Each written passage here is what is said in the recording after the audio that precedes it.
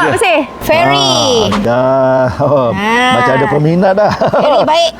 Tambah lagi kotoran dekat sini. Kita lumurkan lagi dengan 12 kotoran. Yang pertama, Apa tu? sirap kunyit. Ui. Semua jenis kotoran. Cakap je kotoran apa? Cakap saja. Iodin. Kat iodin. hospital kan, kadang-kadang kat hospital tu kan. Kicap.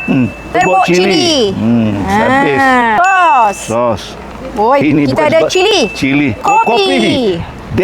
Habis. Habis. Dan juga sambal. Aduh. Padahal kita biasanya Kita dah lumah. kena kicap je pun kita kata alamak kotor je baju. Tak ada sedikit pun ruang yang bersih. Kita buktikan sekarang Kak Ferry. Bismillahirrahmanirrahim. Allah bagi jadi satu. Sebab dia 2 gayung, jadi kita kena letak 1 gayung 2 scoop, jadi 4 scoop. Segala kotoran yang melekat kat baju tadi dah keluar sekarang ni. Ya, Kita tengok kita hasil basuh dia. balik. Kita basuh balik. Tengok baju kita. Tadi dah tak rupa. Dia dah mula menyerupai. Sabun Betul. kita ni semalaman. Biasanya dah hilang dah. Semalaman. Express kata orang. Ni mungkin kena rendam lagi sekali sebab kotoran kita terlampau dahsyat. Nampak? Terlampau pekat. Terlampau dahsyat. Dah mula dah. Nampak? Tadi kan dia begitu. Ni sebab airnya kotor. Segala macam kotoran, sambal lah, kicap tetap wangi Saya buka, Datuk. Ya. Betul? Ready? Ready? Magic dari saya. Bismillah. Itu dia. Itu Nampak dia. bersih? Berkesannya sabun barang makeover. Magic, it's It's magic. magic.